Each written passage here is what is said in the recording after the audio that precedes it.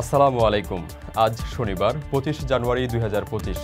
Friendly mobile প্রবাস time বুলেটিনে আপনাদের স্বাগত জানাচ্ছি আমি জাহাদুল ইসলাম রনি। শুরুতে জানাবো শিরোনাম। প্রবাসীদের সুখবর দিল ওমান, জরিমানা ছাড়া বৈধ হওয়ার সুযোগ পেলেন অবৈধ কর্মীরা। বাংলাদেশ থেকে দক্ষ কর্মী নিতে চায় কুয়েত, নতুন কর্মসংস্থানের সুযোগ।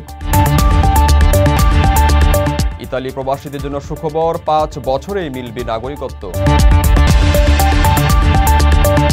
মালয়েশিয়ায় 10 ভুয়া ডাক্তার গ্রেপ্তার, জাল চিকিৎসায় সরঞ্জাম জব্দ।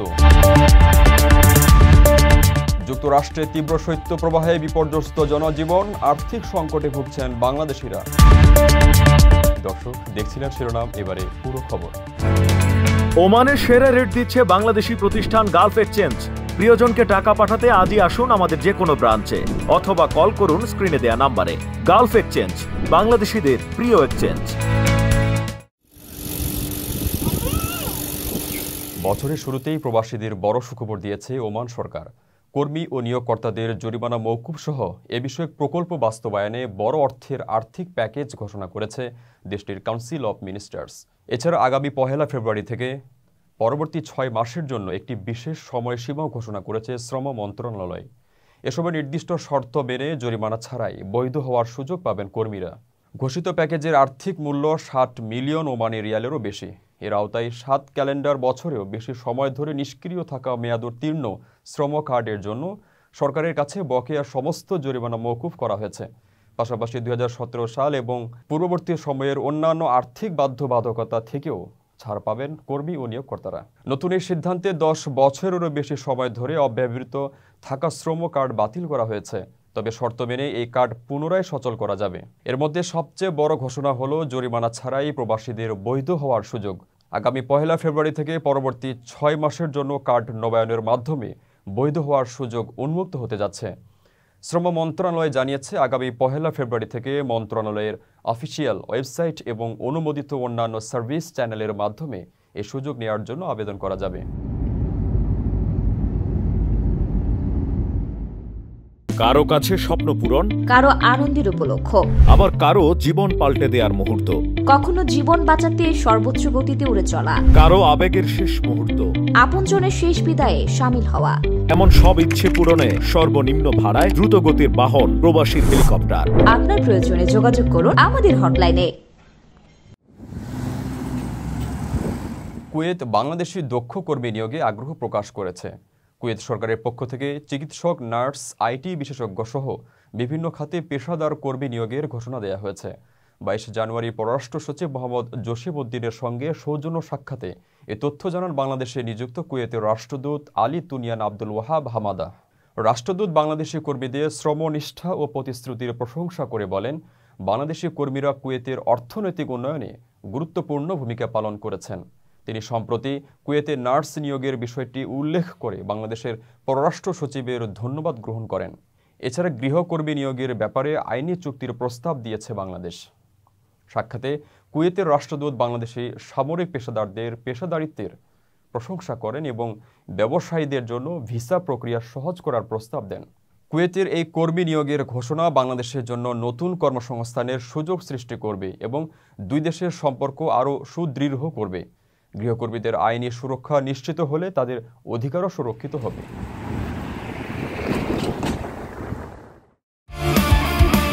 স্পোর্টসের সকল ধরনের কাস্টমাইজ আইটেম ও কোম্পানি ব্র্যান্ডিং যুক্ত পোশাক মিলছে এখন ওমানের বাংলাদেশি প্রতিষ্ঠান শারুতে।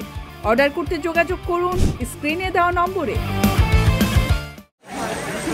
ইতালিতে দীর্ঘ 10 বছর বৈধভাবে বসবাস করার পর নাগরিকত্ব পাওয়ার প্রক্রিয়া পরিবর্তন করার দাবি জানিয়ে আসছিলেন দেশটিতে বসবাসরত অভিবাসীরা। তাদের দাবি ছিল এই সময়সীমা 5 বছরে নামানো হোক। সম্প্রতি দেশটির সর্বোচ্চ আদালত এক গণভোট আয়োজনের পক্ষে রায় দিয়েছে। 23 জানুয়ারি দেশটির আইন মন্ত্রণালয়ের অফিসিয়াল ওয়েবসাইটে এ বিষয়ে একটি বিজ্ঞপ্তি প্রকাশ করা হয়। বিজ্ঞপ্তিতে বলা হয়, নাগরিকত্ব আইন পরিবর্তন সংক্রান্ত গণভোট চলতি বছরের এপ্রিল থেকে জুনের মধ্যে অনুষ্ঠিত হবে। 1992 সালে নাগরিকত্ব আইনে বলা হয়েছে, তৃতীয় দেশের নাগরিকরা ইতালিতে 10 বছর বসবাস করার পর নাগরিকত্বের জন্য আবেদন করতে পারবেন। কিন্তু অভিবাসীরা এই সময়সীমা 5 বছরে নামানোর দাবিতে দীর্ঘদিন ধরে আন্দোলন করে আসছিলেন। আইনজীবী সারা অকিপিন্তি বলেন, গণভোটে যদি 5 বছরের পক্ষে রায় আসে তবে আইন সংশোধিত হওয়ার সম্ভাবনা রয়েছে। ইতালিতে প্রবাসী মাহফুজুর রহমান বলেন, এটি অভিবাসীদের জন্য ভালো হবে, তবে আইন পরিবর্তন কঠিন কাজ। বিদেশ থেকে প্রিয়জনকে উপহার পাঠান প্রবাসী শপের মাধ্যমে। যোগাযোগ করুন স্ক্রিনে দেওয়া নম্বরে।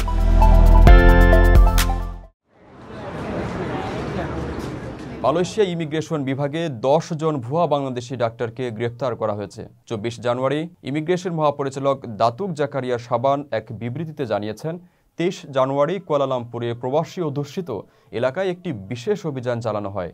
অভিযানে 10 জনের মধ্যে একজনের কাছে অস্থায়ী ওয়ার্ক পাস, 6 জনের কাছে নির্মাণ খাতের ওয়ার্ক পাস, 2 জন অতিরিক্ত সময় ধরে অবস্থান করছিলেন এবং একজনের কাছে কোনো বৈধ পাস ছিল না।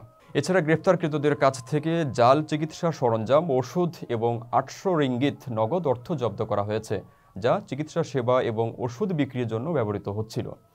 স্বাস্থ্য মন্ত্রণালয় 502 ধরনের অনিবন্ধিত ওষুধও জব্দ করেছে, যার মূল্য আনুমানিক 2,65,192 রিঙ্গিত। এই ভুয়া ডাক্তাররা বাংলাদেশি নাগরিকদের চিকিৎসা সেবা ও ওষুধ বিক্রি করত, যা ছিল অনিবন্ধিত এবং মালয়েশিয়ার স্বাস্থ্য মন্ত্রণালয়ের অনুমোদন ছাড়াই। তাদের বিরুদ্ধে মালয়েশিয়ার আইন অনুযায়ী মামলা করা হয়েছে এবং পরবর্তী ব্যবস্থা নেয়ার জন্য পুত্রজয়া ইমিগ্রেশন ডিপোতে রাখা হয়েছে।